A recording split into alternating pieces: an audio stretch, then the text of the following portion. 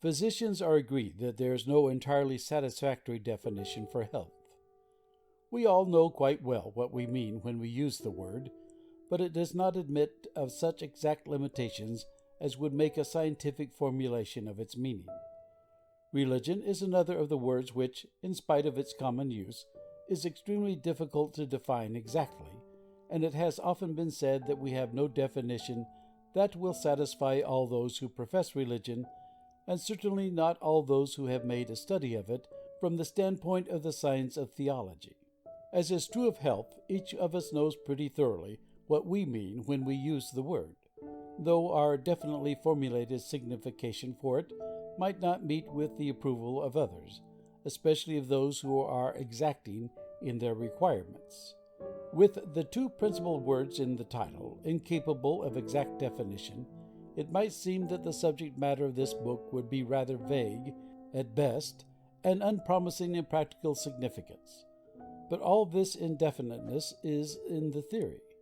There are no two words in the language which are more used than health and religion, none that are less vague in practice, and no two subjects have a wider appeal or a more paramount interest. The linking them together for discussion in common because of their mutual influence will serve to throw light on both of them and undoubtedly help toward a better understanding of each. Ordinarily, the most satisfactory definition of a word can be attained from its etymology. Unfortunately, in the matter of religion, there is a very old-time division of opinion as to the derivation of the word, which makes etymology of less definite significance than usual.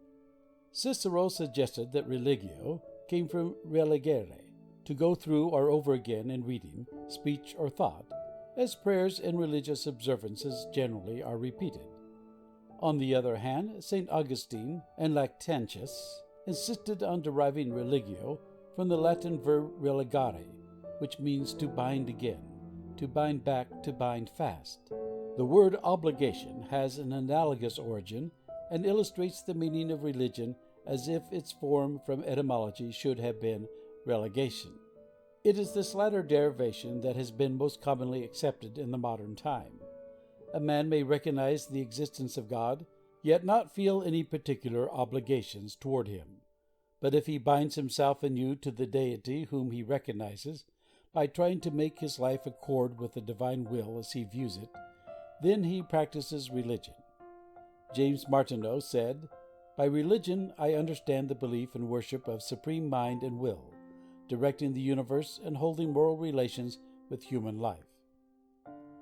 What will occupy us in this book is the effect of this profound feeling and sense of obligation toward a higher power on health, that is, on that wholeness of body and mind which constitutes a normal condition for human beings. There are many more relations between the two words than would at first be suspected, or that most people might think possible.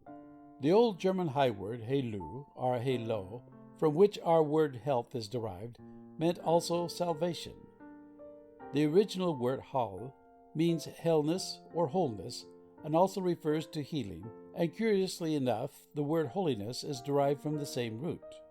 Holiness has now come to refer to perfection, or at least normality of soul, while health refers to normality of body.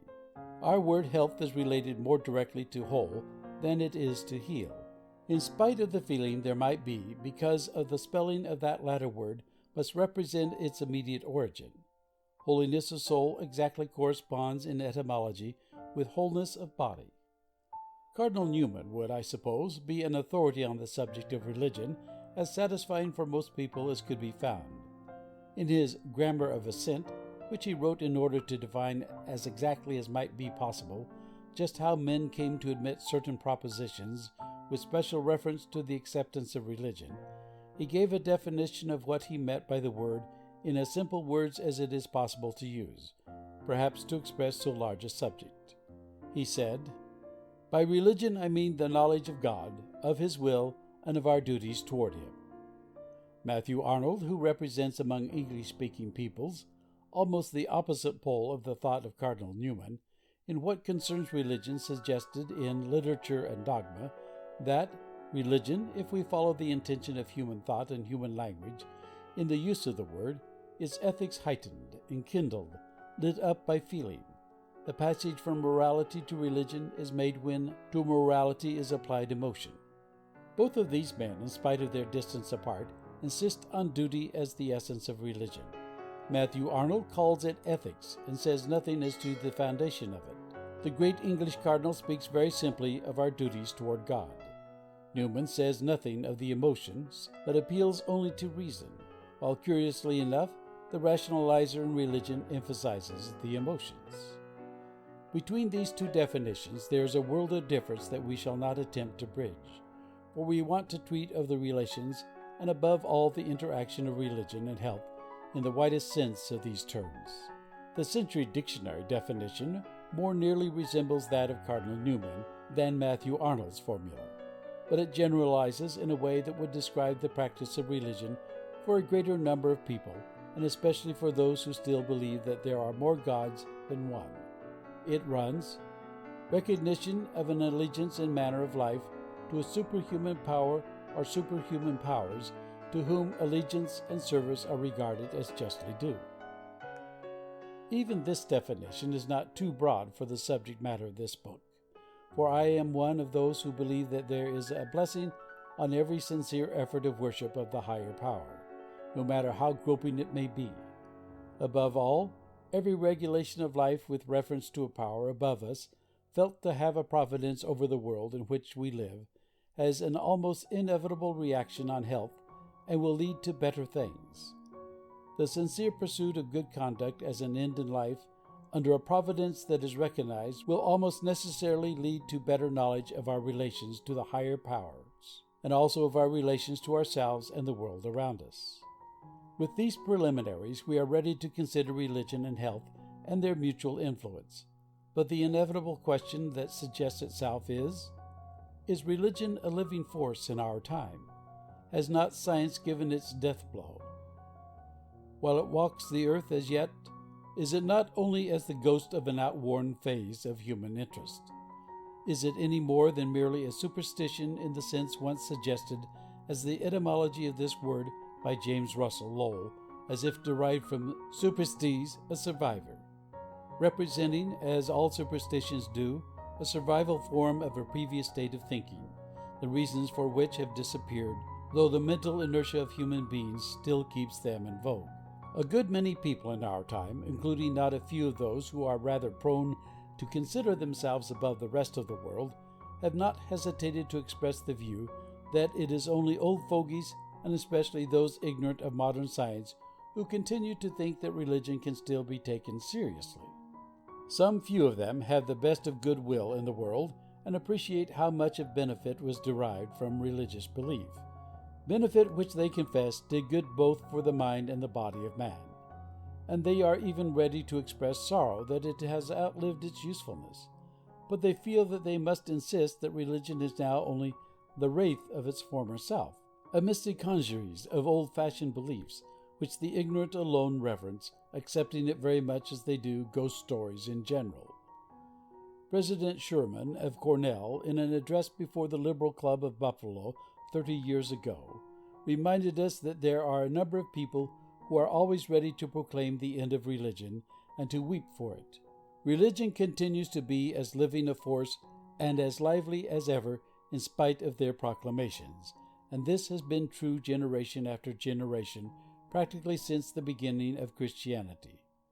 President Sherman said, quote, "Every now and then we hear the requiem of religion chanted alike by the spirits who mock and by the pious souls who have no language but a cry.